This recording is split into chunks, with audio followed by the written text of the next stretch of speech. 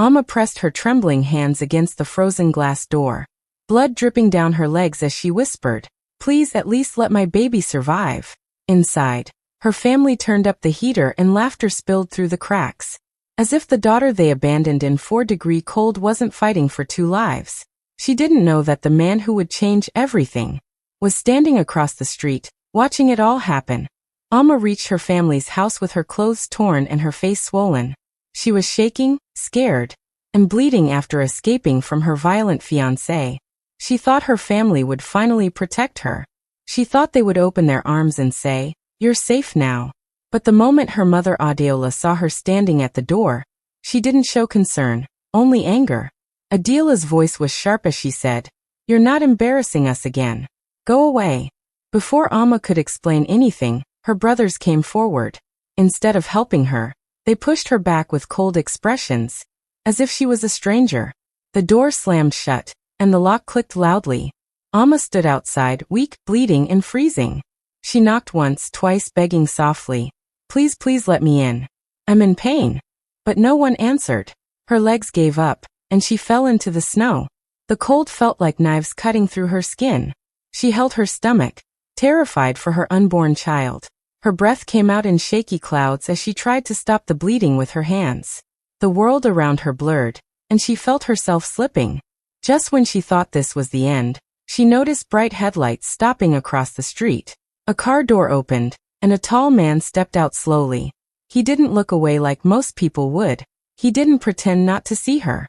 He just stood there for a moment, watching her struggle to breathe in the freezing air.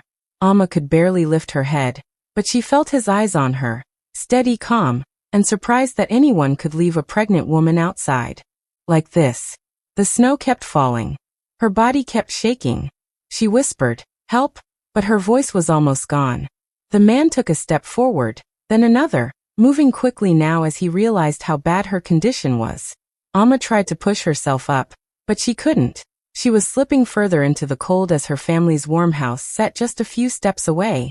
Lights on, laughter inside, no one caring that she was fighting for her life. And that stranger, the one she had never seen before, was the only person who stopped. The only one who cared. The only one who chose her life over her family's reputation. The man finally rushed toward Amma, his footsteps quick and firm. This was Ade Afolabi, a billionaire everyone described as cold, distant, and too focused on his own world to care about strangers. But in that moment, nothing about him looked cold. He took off his heavy coat and wrapped it around Amma's shaking body without saying a word. The warmth of the coat felt like the first safe thing she had touched in hours. Amma tried to push it away, whispering, "I'm fine, please leave me." But her voice was too weak, and her hands had no strength. Ade didn't listen to her protests. He could see the blood on her legs, the way her fingers were stiff from the cold, and the fear in her eyes. He bent down and lifted her gently into his arms. Amma felt embarrassed, scared, and confused, but she couldn't fight him. Her body leaned against his chest as he carried her toward his car. The cold wind hit his face, but he didn't stop. He opened the car door carefully, placed her in the seat, buckled her in, and covered her with another blanket he found inside. Amma's eyes were half closed, her breathing uneven. Ade kept checking her pulse with shaky hands while driving as fast as he could. He wasn't used to caring for anyone, but something about seeing her left outside like that hit him deeply. He kept glancing at her, hoping she would stay awake until they reached the hospital. "Amma whispered once, 'Thank you, but you don't have to.'" And then her voice faded. When they arrived, nurses ran toward the car after seeing her condition. Ade followed them inside, refusing to leave her side. The doctors took her quickly into the emergency room. Ade stood outside the door, pacing back and forth, hands on his head, trying to calm his breathing. He didn't even know her name, but he felt responsible for her life now. Minutes felt like hours until the doctor finally came out with a serious expression. Ade stepped forward immediately. The doctor said, if help came 10 minutes later, she would have lost the baby and maybe her life. Ade felt his chest tighten. He nodded slowly, unable to speak, but he understood how close she had been to dying in the snow while her family ignored her. When Amma finally opened her eyes in the hospital room, she expected to be alone. But the first thing she saw was Ade sitting at her bedside, his coat still covered in snow, his face tired yet calm. He didn't leave, not even once. He stayed quietly watching over her, as if protecting her was the only thing that mattered now. The next morning, Alma woke up feeling safer than before, but also confused. She didn't know the man who had saved her. She didn't know why he stayed the whole night. And she didn't want to trouble anyone, not after being told her whole life that she was a burden. So she quietly removed the hospital blanket, stood up slowly, and tried to gather her things. Her body was still weak, but she forced herself to walk toward the door, hoping to slip away before anyone noticed. But as soon as she opened the door, Ade was standing right there. He looked calm, but his eyes showed worry. Alma froze, unable to meet his gaze. She whispered, "I'm fine now. I shouldn't bother you. You've already done too much." Ade didn't step closer or raise his voice. He simply said in a steady tone, "Let me protect you. Someone should have long before now." The words hit her heart in a place she didn't even know was still alive. She wasn't used to kindness without conditions. She wasn't used to someone choosing her safety without asking for something back. She shook her head gently. "I don't want to cause trouble." "You're not trouble," Ade replied. "You're someone who deserves peace." Alma didn't know how to respond. She had no home to return to, no family waiting, no safe place to heal. Seeing her hesitation, Ade told her he already arranged everything, not to control her, but to give her the chance to finally rest. He offered her a small, quiet apartment under his company's housing program, a place where no one could reach her or hurt her. He made sure she had new clothes, warm blankets, and a personal doctor who understood pregnancy care. Most importantly, he gave her silence. No questions about her past, no pressure, no judgment. He simply opened the door to a new life and let her walk into it. When Alma entered the apartment, she felt overwhelmed. It was clean, warm, and peaceful. A soft bed, safe walls, and gentle light, things she hadn't felt in a long time. She sank onto the bed and let out a breath she had been holding for years. For the first time, she didn't feel like she had to look over her shoulder. Days passed, and slowly, Alma began to heal. She ate proper meals. She slept without fear. Her bruises faded, and her baby grew stronger. Every few days, Ade checked on her, but he never crossed boundaries. He stood at the door, brought groceries, asked if she needed anything, and left. He didn't rush her. He didn't demand closeness. He just stayed near enough for her to feel safe. And Alma, who had never known gentle love, slowly began to breathe like a person who finally understood what safety felt like. Alma was slowly building a quiet life in her new apartment, trying to heal in her own small way. She stayed off social media and avoided anything that reminded her of her past. But one afternoon, Ade arrived with groceries and looked more serious than usual. He handed her his phone, and Alma's heart dropped the moment she saw the screen. Her family had posted pictures of her, calling her unstable, saying she had run away to chase men for money, and that she was an embarrassment who lied about being abused. Hundreds of people were commenting, some laughing, some insulting her. Alma's hands began to shake. She felt the world shrinking around her. She didn't know whether to cry or hide. Before she could speak, Ade gently closed the phone and said, "I saw this. I need you to tell me the truth, not because I doubt you, but because I want to understand what you're carrying alone." Alma tried to stay strong, like she always did.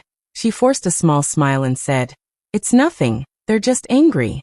But the lie broke halfway through her words. Her voice cracked, and her throat tightened. Ade didn't pressure her. He just stood there, still and patient, giving her space to speak when she was ready. After a long silence, Alma finally sat down and whispered, "They've been doing this for years." Her eyes filled with tears she had held back for too long. Slowly, piece by piece, the whole truth came out. She told him about her fiancé, the man who once seemed loving but became violent, controlling, and cruel. The man who hit her, who threatened her, who made her feel like nothing. She told him how her family didn't believe her when she asked for help. They protected him because he had money and connections. They said she must have done something to deserve the beatings. Her hands trembled as she remembered the last night. The night she ran out bleeding and terrified. The night she chose to save her baby instead of staying quiet. She explained how she reached her parents' door, begging for help, and how her brothers shoved her back into the freezing night as her mother looked away. She told Ade how she fell in the snow, believing her life was ending while her family laughed inside, pretending nothing was happening. By the time she finished, Alma was crying openly, her voice small and tired. Ade didn't interrupt once, but his fists were tightly clenched, and his jaw was tense. Beneath his calm face, a silent fire was burning. He wasn't angry at Alma. He was furious at what had been done to her. He stepped closer, not to touch her, but to make sure she saw the truth in his eyes. No one, he said softly, deserves what they did to you, and you will never face anything alone again. For the first time, Alma believed him. Months slowly passed, and Alma's life began to change in ways she never thought were possible. Her cheeks grew fuller, her steps became lighter, and her eyes no longer carried the constant fear she once lived with. The quiet apartment, the steady medical care, and Ade's gentle support helped her feel human again. Her baby bump grew beautifully, and for the first time in her life, she looked in the mirror and saw a woman who deserved peace. Ade noticed the difference too. He didn't say much, but every time he saw her smile, something in his expression softened. One sunny afternoon, Ade drove her to a regular prenatal checkup. Alma held her small medical file close to her chest, feeling calm as she walked beside him. They entered the hospital lobby, expecting a simple appointment, but Alma suddenly stopped. Her breath caught in her throat. Nearby, her family stood behind a fundraising table covered with posters and donation boxes. They were loudly telling people they needed money to help her ex-fiancé with his legal troubles, twisting the story until he sounded like the victim. Ade saw Alma freeze and instantly stepped closer to her. But before either of them could turn away, Alma's mother, Adeola, spotted them. Her eyes widened, her face draining of color. The shock on her mother's face was sharp and immediate. Alma was alive, healthy, glowing, and standing beside a man they could not influence or control. Adeola whispered under her breath, almost as if she couldn't believe what she was seeing. What have you become? There was fear in her voice, fear that came from losing power over someone she once controlled so easily. Alma didn't react with anger or tears. She didn't shout or create drama. She simply took one calm breath and stepped a little closer to Ade, drawing quiet strength from his presence. Then she looked her mother in the eyes and said softly but firmly, "Someone you can no longer hurt." Her mother's mouth opened, but no words came out. Her brothers stared, confused by her confidence. People around the table began whispering, noticing how healthy she looked compared to the sad story her family had been spreading. Alma didn't stay to listen to their excuses. She gently rested her hand on her stomach and walked toward the doctor's office. Ade walked beside her, his face steady and unreadable, but his hand hovered near her shoulder protectively. As the door closed behind them, Alma felt something powerful inside her. This time, she wasn't running away from her family. She was walking past them, stronger, safer, and completely beyond their reach. Alma had spent months building a quiet, safe life. She no longer woke up shaking. She no longer cried at night. She could finally eat without feeling fear in her throat. Her baby kicked softly, and every little movement reminded her that she had survived something terrible. Ade checked on her often, bringing calmness into her new world. Life was still simple, but it was peaceful, and she had learned to value that peace more than anything. Then one morning, her phone buzzed with a message she never expected, from her family. Their tone was suddenly warm, almost sweet. They wrote long paragraphs about how much they missed her, how worried they were, and how they wanted the whole family back together. They invited her to a family dinner, saying it was time for healing and forgiveness. They promised that things would be different. They promised peace. Peace. They even called her brave for becoming stronger. Reading the message made Alma's hands shake, not out of fear, but from confusion. These were the same people who left her outside in the freezing cold. The same people who protected her abusive fiancé. The same people who lied about her online and made her look unstable. Now they wanted a family dinner? It didn't make sense. When Ade saw the message, his expression changed. He didn't raise his voice, but his concern was clear. He said softly, "Forgiveness doesn't mean walking back into the fire." He knew how dangerous people could become when they felt they were losing control. He knew Alma's family cared more about reputation than her life. And he knew that suddenly being kind was a sign of something hidden. Alma listenet carefully. She understood his warning. She also understood her own heart. She didn't want revenge. She didn't want to return to their world. But she did want something else, closure. She wanted to look at them one last time without shaking. She wanted to stand in front of them not as the weak girl they threw away, but as the woman who survived without them. So she made her decision. She looked at Ade and said quietly, "I will go. Not to trust them, but to end it." Ade didn't argue. He simply nodded, even though worry filled his eyes. He told her he would be nearby just in case. He didn't want to control her choices. He only wanted her to be safe. As the day approached, Alma felt a strange calm inside her. She wasn't going to please them. She wasn't going to beg for their love. She was going because she finally had the strength to face them without fear. The invitation was meant to pull her back into their control.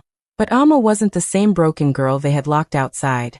She was walking in for closure, not for reconciliation. The moment Alma stepped into the dining room, she felt the shift in the air. The table was set beautifully, covered with expensive dishes her family never prepared. Unless they wanted something. Her mother forced a smile. Her brothers pulled out chairs for her, and everyone acted too sweet, too warm. Alma sat quietly, her hands resting on her stomach, already knowing something was wrong. The room felt staged, like a show created to hide the truth underneath. Her mother began talking softly, asking about her health, and pretending to care about the baby. Her brothers nodded along, acting gentle and protective. Alma watched them silently. She remembered the same hands pushing her into the snow. The same voices calling her shameful. Nothing about their smiles felt real. After a few minutes, her father cleared his throat and placed a set of documents in front of her. He said they just needed her signature to handle things smoothly. She picked up the papers slowly and scanned through them.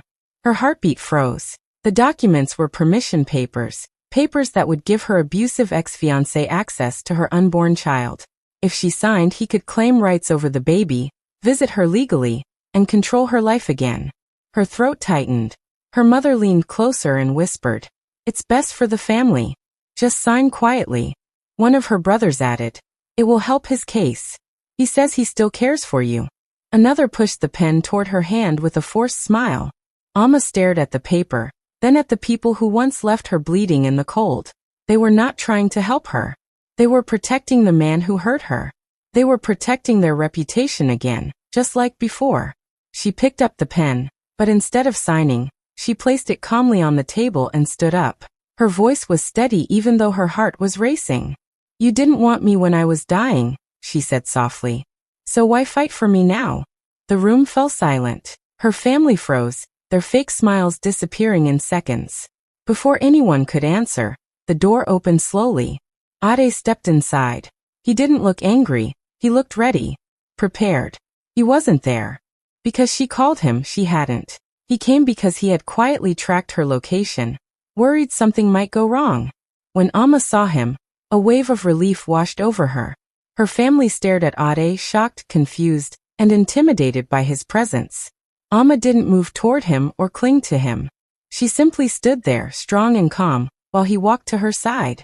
He had arrived at the exact moment she needed someone who truly cared. For the first time that night, Alma felt in control. She wasn't trapped anymore. The trap they set was now breaking apart right in front of them. Ade walked into the room slowly, his presence calm but powerful, and everyone fell silent as if the air itself changed. Alma's family stared at him with confusion because they had no idea who he really was.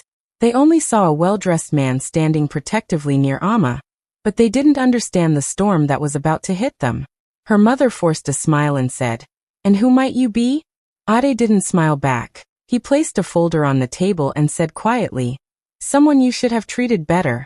Then he looked straight at Alma's father and continued, "Your neighborhood has been negotiating a development project for almost a year, correct?" They nodded quickly, proud of that deal. Ade opened the folder and revealed documents with his signature. "I own that real estate company. And the contract you've been begging to win." He tapped the page lightly. "It's already in my pocket." The color drained from her family's faces. They had bragged about that contract non-stop. They had insulted neighbors, made promises, and even spent money they didn't have, confident they would be chosen. And now, in 1 second, everything they built in lies began to fall apart. But Ade wasn't finished. He pulled out another document, the hospital report from the night Amma nearly died. He placed it gently on the table, not to shame Amma, but to expose the truth. This shows exactly what happened. It shows how she was bleeding, freezing, and alone. It shows that her own family locked her out and left her to die. Amma's mother whispered, "No, please don't do this." But it was too late. Ade wasn't attacking them. He was revealing them. Within hours, the people they had tricked and manipulated heard the truth. Investors who once trusted them canceled every agreement. Business partners backed out, wanting nothing to do with a family known for cruelty. The fundraiser for Amma's abusive ex collapsed instantly when donors found out the real story. Their reputation, built on fake respect and lies, shattered like glass. Amma stood there quietly, watching everything unfold, but she didn't smile or clap. She didn't need revenge that screamed. She needed truth that stood tall. Her father reached out and said, "Amma, please, we didn't mean." Amma stepped back, calm and steady. Her voice was firm but soft. "This is what you created." She didn't yell. She didn't curse. She just told the truth they had tried so hard to bury. And in that moment, everyone realized something. The girl they once left in the cold was no longer the weak one in the story. She was the only one standing strong, while everything around her family fell apart. Amma's delivery came like a quiet storm. It was late at night when she felt the sharp waves of pain begin. And instead of fear, there was calm, because Ade was right there, steady and focused, helping her into the car and holding her hand the whole way to the hospital. In the delivery room, Amma squeezed his hand with every contraction. And not once did he pull away or complain. He just wiped her forehead, whispered that she was strong, and stayed beside her like he had promised months ago. When the final cry filled the room, Amma felt tears slip down her cheeks. The doctor placed a healthy baby girl in her arms. Her daughter was tiny, warm, and perfect. Amma looked at the baby with love she didn't know she still had inside her. She whispered, "You're safe. I promise." Ade stood at her bedside, smiling softly, his eyes warm as he watched them both. After the birth, Ade became even more protective, but never in a way that trapped her. He made sure Amma ate well, slept enough, and healed at her own pace. He held the baby at night so Amma could rest. He drove them to every checkup. He carried the bags, washed the bottles, and stayed awake when the baby cried. But he never tried to act like the father unless Amma allowed him close. He let her lead. He let her heal. It was the kind of steady support she had never known. Weeks later, one quiet evening, the baby was sleeping in Amma's arms while she sat on the couch. Ade stood nearby, folding tiny clothes with careful hands. Amma watched him in silence, trying to understand how someone like him, busy, important, wealthy, had space in his life for her and her child.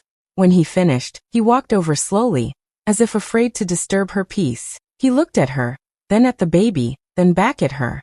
In a gentle voice he said, "I don't want to save you. I want to stand beside you." Amma felt her heart shift, not in fear, not in confusion, but in a way that reminded her she was still capable of being cared for. She had survived pain, betrayal, cold nights, and loneliness. She had learned to breathe again. She had learned to trust herself again. And now, for the first time, she allowed herself to imagine a life where love didn't come with control, where kindness didn't hide a trap, and where she didn't have to give up pieces of herself to be accepted. With her baby sleeping peacefully and Ade quietly supporting her without asking for anything, Amma felt something she never expected to feel again. Hope for a future she once believed she would never have. Amma stood in the doorway of her new home, holding her baby in her arms, feeling a peace she had never known before. The small apartment was warm, filled with laughter and soft light, completely hers. She had built this life step by step, choosing every piece of it herself. Outside, she could hear voices. Her family had come, desperate and pleading, crying, begging her to forgive them, to let them back in. But Amma didn't shout. She didn't call them names. She didn't even argue. She simply shook her head and turned her back on them, walking further into the home she had made safe, the life she had fought for. She understood now that revenge wasn't in anger or words. The deepest justice was the life she had created without them, the peace they could never take, and the happiness they had refused her. Every step she took away from the door was a step into her freedom, a step into the warmth she had earned. Her family's cries faded behind her, their regret too little, too late, and she didn't feel a need to look back. Beside her, Ade knelt down, gently brushing the baby's hair from her tiny face. He looked at Amma with quiet pride, not as a man who had saved her, but as someone who had chosen to stand beside her. He whispered softly, "You survived the cold. Now you write your own seasons." Amma held her daughter close, feeling the weight of every painful moment she had endured lift just a little. She finally realized that she didn't need anyone's approval, love, or apology to live fully. She had herself, her child, and the life she had carefully built, strong and unshakable.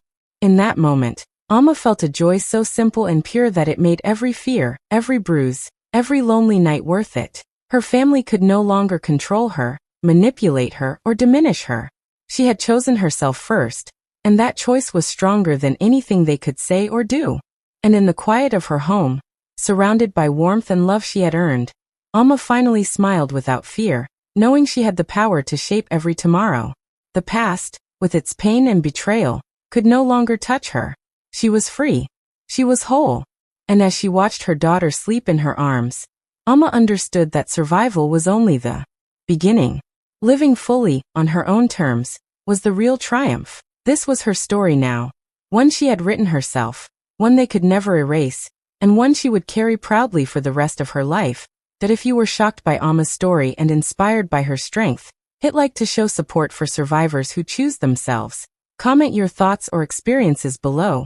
And don't forget to subscribe for more jaw-dropping, real-life stories of courage and revenge you won't believe.